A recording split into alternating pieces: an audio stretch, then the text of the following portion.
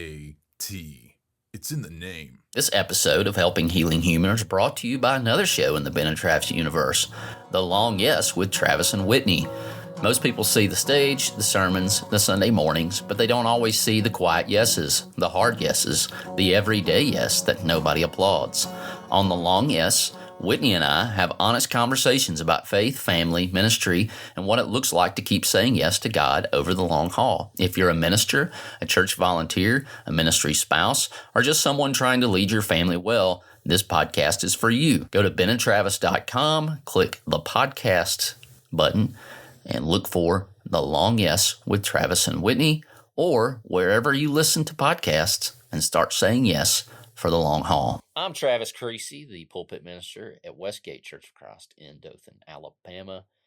That's an all-pro counselor with three-chord counseling, Marcel Bible School, the pulpit minister at Highland Park Church of Christ, and literally anything else anyone out there would like to ask him to do. Ben Hayes, how's it going? I've got a good idea because we are in the same spot. We just got through playing like 6 hours of golf. Yes. And I'm atrocious. After a few hours of work and other things this morning. And yeah, I'm feeling pretty zapped of the energy. We're here a little late at night talking about, recording one book and talking about the next one. And so... Yeah, so you producer folks out there who pre-ordered the Joyrider, The Adventures of Ben and Travis and the Joyrider, we'll be receiving that audiobook very, very soon. And of course, the pre-orders open right now for the Adventures of Ben and Travis and the Divided Kingdom. That means you can pre-order at the producer level and you will get the audiobook version of that. We've already had several people do that. And of course, today, Ben, we have a very honored guest, honored as in he's with us. We're honored to have him with us. I mean, that's not what or I'm maybe at, but he's sure, that's honored okay. to be Jacob here. Hennigan. Thank you. But Jacob Hennigan has joined us again, and we always love when you join us. For those of you that are uninitiated of who Jacob Hennigan is, you should. You might know him better as the Pizza Man from Challenge Youth Conference or Bo Diddley Christian Bob. Camp. Bo Diddley Bob is another AKA, also known as. Is that what AKA yes, stands for? There you go. And so he's here to do a little chatting and chewing, probably more chatting. Shout out Chat and Chew, which is not a sponsor.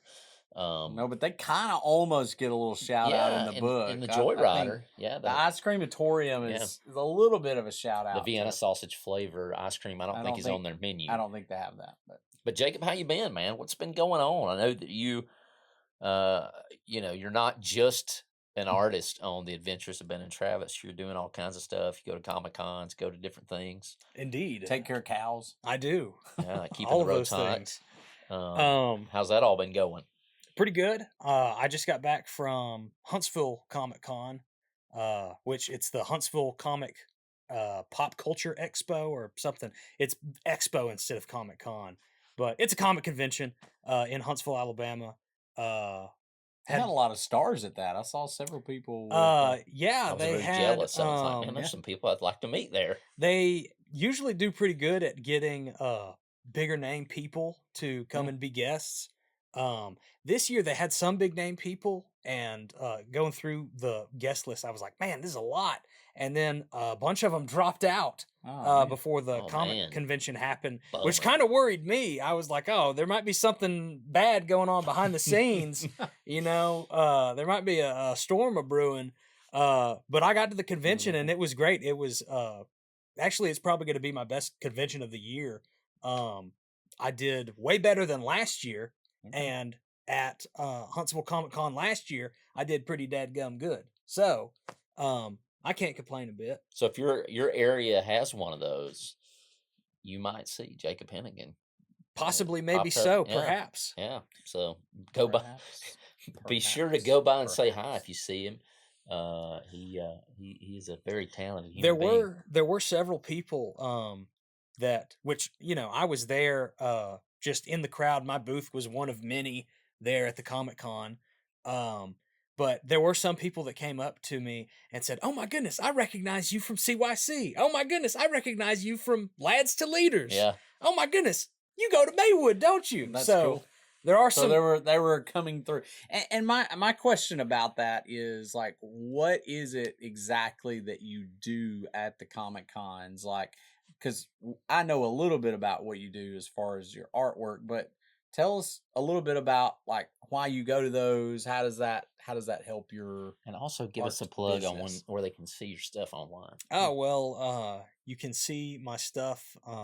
And actually, I just posted some commissions that I did at Huntsville Comic Con on my social media, on Facebook and Instagram. It's the exact same. It is Jacob underscore Hennigan underscore art. That's the same thing on Facebook and Instagram. Once I get to the convention, I'll have an artist booth and I'll have posters and prints that I have for sale. So that would be fan art of Yeah. like Lord of the Rings or Superman or Wolverine, et cetera, et cetera. That I have if people just come up and they want to buy a poster. But I also have comic books that I have put together. I have Ben and Travis books for sale there. I have my original art from the Ben and Travis books, or the comics that I've worked on, or the posters and prints that I've worked on that people can flip through in the big books. And because some people, like original art collectors, they don't want to buy a copy of the thing. Yeah. They want to buy the actual, Yes, real, yeah. sure enough piece of paper that the artist put the stuff on. So For $1 million. not that much. Okay. Yet. Yet, I Maybe like that. one day. But I like that. Remember Jacob when. I have them priced a little more humble than that. Little more humbly. I like to think of myself as a very humble person. Perhaps the most humble person that has ever lived. I prize myself for my humility. It's an extra level of humility when you leave the H off. Yes, indeed. So don't you also sometimes do, like, if people want you to draw certain things while you're there, you'll kind of do like commissions for them? Yes, I also have my commissions open. So I do a lot at comic conventions. People will walk up and say, "Oh, do you have art of this particular character? I really like your style. Do you have art of this particular character?" And I'll say no, but my commissions are open right now. And I'll have several slots open because there's only so much I can do that weekend. And I will write down whatever they want me to draw. It'll be such and such a character doing this, and whether it's just like a sketch of their face, or maybe like from the waist up, or maybe a full body if they want it colored, or anything like that. And I will draw it at the table, and usually have to take home and draw overnight, or home to the hotel room or wherever I'm staying, if it's out of town con, and finish it overnight, and then have it back the next day at the convention and give it to them. And some people ask quick for turnaround. Yes. It really hones the skills of like, oh, I've got so many drawings to complete tonight, so I better get to it. But there are some people that order bigger things, and I will mail that to them later. So I'll take it home to my actual home where I live, and finish it at my studio there, and ship it to them. So I was actually working on one of those earlier today, something that somebody ordered while we were at the Huntsville Comic Con, and it's awesome. So we just read through the Divided Kingdom and the script. And so from an artist standpoint, without giving too much away of what we're doing, what kind of excites you to draw out of that script? Just like off the top, I know we literally just reached back into the file and looked at it again, but if there's anything when we were reading it that you're like, man, I can't wait to draw that, and then maybe something that you're like, man, that's going to take some doing, that's going to challenge you a little bit. Yeah. Well, there's always challenges, but it's good to be challenged. Art is just like anything else in life. If you're not challenging yourself, then you should probably be challenging yourself. Yes. If you ain't getting better, you're getting worse. But my personal art that I make for myself, just for fun, I really like fantasy stuff, anything with cool guys with cool swords and armor or anything like that. Lord of the Rings, Conan the Barbarian, Masters of the Universe, perhaps. So the next Ben and Travis book, Divided Kingdom, being set in kind of a fantasy kingdom with all of that plus dragons, really does excite me. I really am looking forward to putting all of that together. I have already a million tabs open on my computer with references of like, oh, this particular dragon I'm going to base off of this thing. Like I'll have reference where I'll think like, oh, maybe the face should kind of look like this particular dinosaur, and then the body should look like that, and that will reflect the emotion that the dragon represents. And then I'll think, oh, well, if I color it like that, maybe then this will help get across the ideas that we're trying to communicate with the dragon. Just in the character design, that really excites me. And it is going to be a challenge doing all of that page after page, keeping it Yes. consistent, putting it all in a blender, and But you have the power. I have the power. Yes. So well, and I think kids, a lot of boys at least, obviously the dragon part I think plays pretty heavy into a lot of the fantasy worlds that people love to think about and read about. And I know as far as my son is concerned, really both of them at some point in their lives have loved dinosaurs, and that sort of stuff. So I think it's going to be a really cool connection there, and especially with the kind of topic. Our topic is going to be about when families go through hard stuff. Very specifically, sort of about divorce and what it's like for the kids who are going through that. But I think too that as you read this book and you see this particular struggle, I think that there's always other struggles that can be related to it. I think every family goes through difficult times. Every family has something to overcome. And so while this one is very specifically about, people who go through divorce, I don't think any of our kids at school or church aren't somehow impacted by it, whether it's their own family or their friends' families or, whatever in the future that may hold. So it's just a very prevalent thing. I think it's cool that you're taking these very specific stories from our life that may somewhat be embellished in some ways or some shape, form, or fashion. No. Since it is a fantasy land, but you're talking about tough things that are difficult. But you guys and y'all's talents blend so well.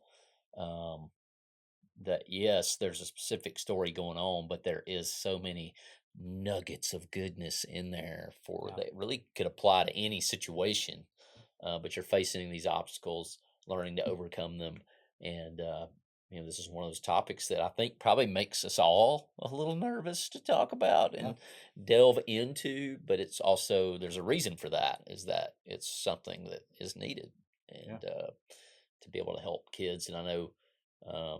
Still dealing with things that are associated with those feelings that I felt as a kid. But any way that we can help the younger folks kind of wrestle with those emotions is a good thing. And I think that's one of the gold mines of a Jacob Hennigan is you do such a great job of, your word blending it all together where it's like, oh man, this is great. But you feel the emotion.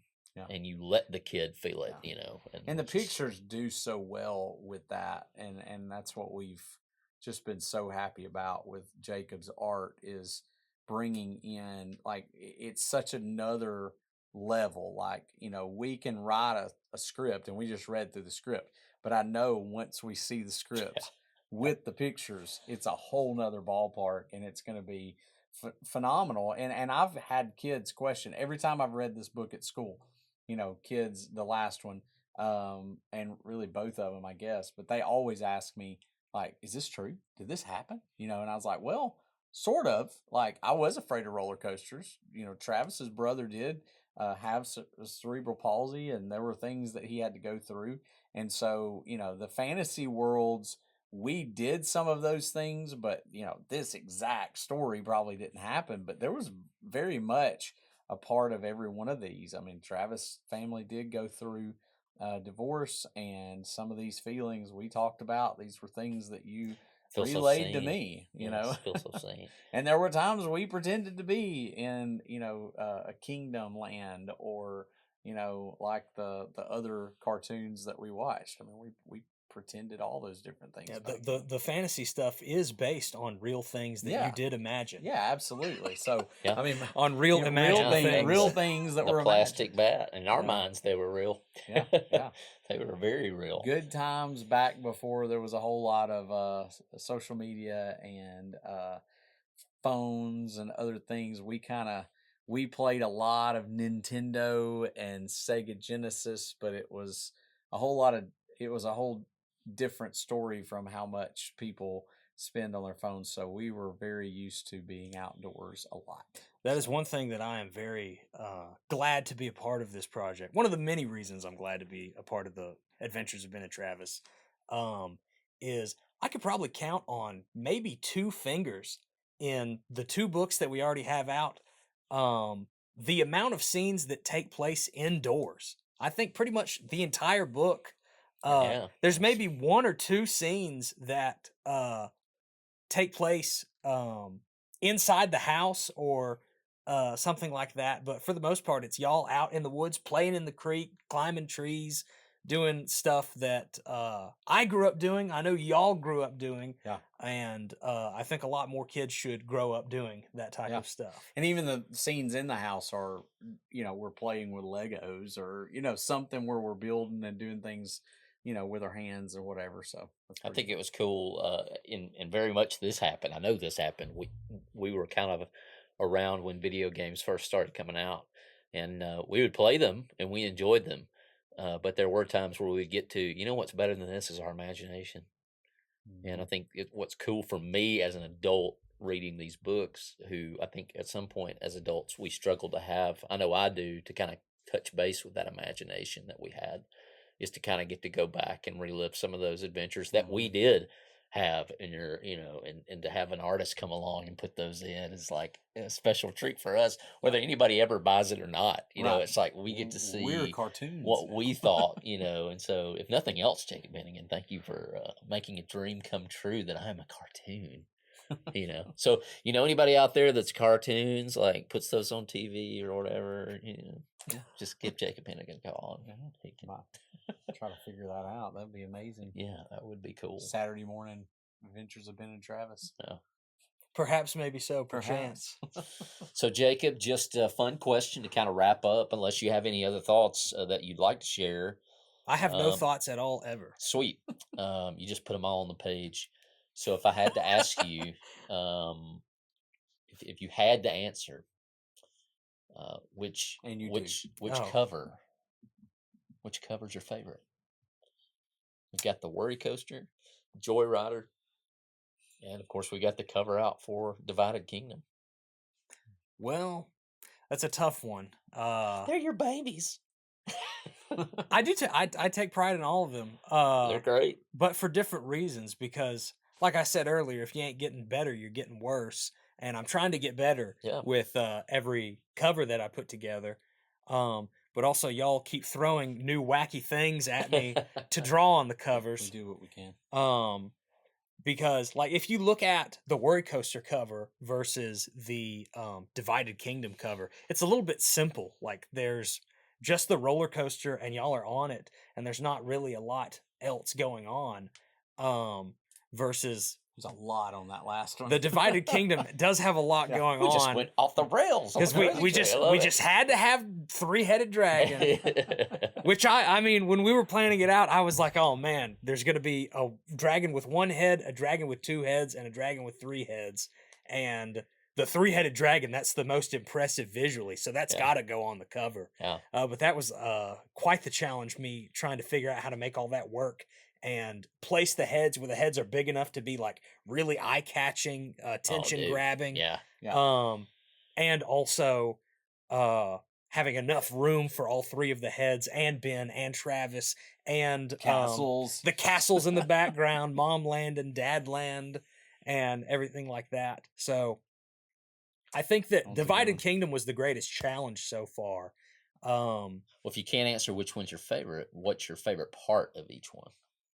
Well, that actually is probably going to be easier to answer. Yeah. I know that I called it kind of simple earlier, but the Worry Coaster cover, sometimes simple is best because it just communicates clearly. Mhm. I do feel like if something gets a little too busy, and I feel like Divided Kingdom is sitting on the edge of being Yeah. too Mhm. busy. Yeah. But Worry Coaster, it's simple, it communicates clearly, and um, whenever I was inking the piece, whenever I was doing the black and white art for the piece, uh, I did this ink washing technique where you take solid black ink and then you dilute it with water so it goes onto the page and it makes it gray. Um, and I put that on as the background and then poured salt over it. Mhm. And I use that technique pretty much on basically every page. Um, and that's how I get that like crackly, almost magical effect Yeah. for the background of anytime y'all are imagining something that's going to be in the background to visually communicate that this is an imaginary thing that's happening. But that cover for the Worry Coaster, I did it and I was like, oh my goodness, this is perfect. Yeah. And I'm actually kind of sad that a lot of the um, background got covered up by the title Yeah. of the thing. But I just looked at it and I was like, oh my goodness, this texture and everything, Yeah, this is that's perfect. awesome. Yeah. I need to do as good as this or better than this every single time that I do Ben and Travis imagining things. And I've never come close to it. Yeah. I have never, ever in my life been able to replicate how good the ink wash and the salt technique looks from the cover of the Worry Coaster. So personally, that's absolutely my favorite thing about that. The Joyrider cover, I really, I think I did a really good job of, if I could just pat myself on the back here. The most How humble about you? man. How about that? Yes, the most humble man. But I think I did a pretty good job of making the monster truck like communicating speed. The it's kind of hard to The wheels make spinning and all a that, static two-dimensional image that is sitting flat on the piece of paper and not moving at all and still communicate hot That it's nasty moving. speed. To Yeah. communicate The monster boogity trucks, boogity. yeah, boogity boogity boogity, let's go racing, boys. I think I did a pretty good job of that with the monster truck I and the agree. wheels flying Yeah. and the mud flinging, and then also with Ben Travis and Bradley Speeding flying in front of them. yeah, catching some air, going airborne. Which for the artists at home, for the folks at home that are interested in art, if you're ever drawing a vehicle of any sort that you're wanting it to appear as if it is traveling at an incredible rate, get all four Very tires off the ground. It just instantly makes it feel like Nice. it's just You don't really get this anywhere moving. else, folks. Yes. Nowhere else. Yes, Nowhere indeed. else. Tune in. Um, You go ahead on Divided Kingdom. Did you mention something on there? I feel like I've talked about it a whole lot, which I mean, it's heavy on my mind right now because that's the thing that we're all working towards. Yeah. But the Divided Kingdom, I think I did pretty good with the character design of the dragon, Yeah. the big evil, scary. Well, it definitely fun to dragon. me has a movie poster feel. I'm just skipping right past the cartoons. Let's just go to the movie. Very much a movie poster feel. If I don't want to get one of those tightest headlocks in the world, I would have to say Joyrider's my favorite cover.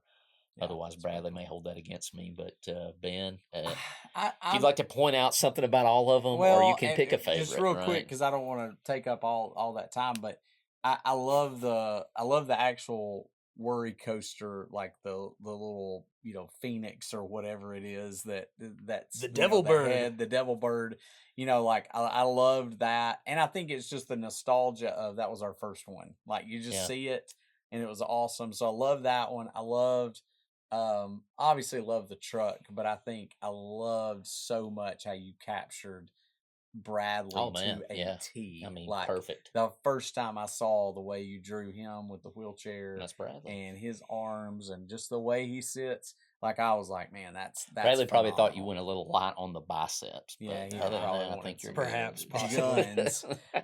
And then on the Divided Kingdom, I like the, you know, I guess, I mean, I love the dragons, but I love the swing, you know, like the swinging on the rope, you know, and I thought He's that about that to was get really me. cool. Yeah, He's about to and it's get just me. the fact that every one of the covers, you know, kind of portrays something very different, which is what they're supposed to do.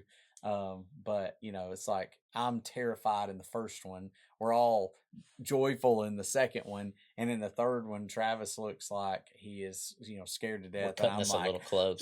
let's We're go. cutting this a You little know, close. yeah. Cutting So this a little close. yeah. So anyway, But Jacob, I appreciate you joining us, guys. I appreciate you joining me, and as always, Jacob, it's always a pleasure. Well, thank you. The pleasure is all mine. Oh, nice. If you had half as much fun as I did, that means I had twice as much fun as you.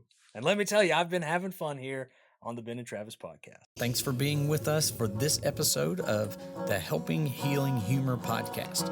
Be sure to download our free ebook, 28 Days of Focused Living, at benandtravis.com and receive all of our Helping Healing and Humor extra content directly in your inbox. We look forward to having you join us at the same Ben and Travis time, same Ben and Travis channel.